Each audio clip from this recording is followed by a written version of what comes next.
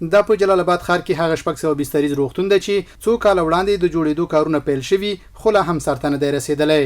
اوس دغه روغتون رغول د ملي پراختیا شرکت پر غاړه دي. تازه د چارو ادارې د پروژو د انسجام سر او نظارت عمومي رئیس له دغه روغتون لیدنه وکړه او قراردادي شرکتونو ته د کارونو چټکتیا ترڅنګ ټولې نیمګړتیاوې ورپه ګوته کړې.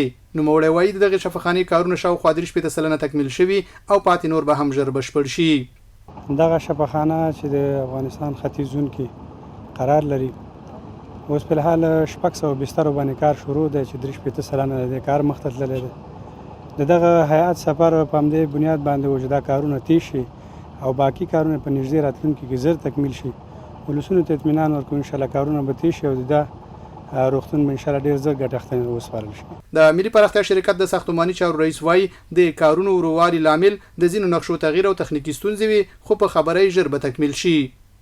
د پاتې کارو لپاره چې تعدیلات موضوع په نقشو کې هغه هم د ستامې او د ادارې امور سره تقریبا فاینل شوی دی. دغه نه به وروسته کارو ته سرعت ورکول کیږي. بعض آیټمو کې تغییرات راغلي دي هغه تغییرات تعدیل ته ضرورت لري. تعدیل په اساس بیا په نقشو کې تغییرات راځي دغه په اساس موږ تطبیق مخته وړو.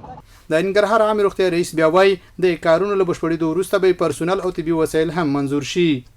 ولې چې د پروژه کې بعضې کارونه داسې وو چې هغه په ټپه باندې ولاړ وو نو د دوی نه مننه کوو چې دوی راتګ وکړو د پروژې نږدې نه ولدله. د دې شفاخانې لپاره موږ ځانګړی تشکیل غوښتی دی هغه رهبرۍ ته پیشنهاد کړی دی. رهبري په دې کې تصمیم نشي موږ ته ورلګي همداسې دې لپاره طبي وسایل چې کوم دي هغه موږ رهبرۍ ته پیشنهاد کړی دی چې دې لپاره څومره طبي وسایلو ضرورت دی هغه موږ رهبرۍ ته پیشنهاد کړی دی هغې نه ورسته هغوی تصمیم پر نشي. دغه روغتون چې اوس 600 بستره دی او راتلونکي کې به زر بسترو ته لوړ شي په جوړېدو سره به د ختیځ زون روغتیایي ستونزې تر ډېره حل شي.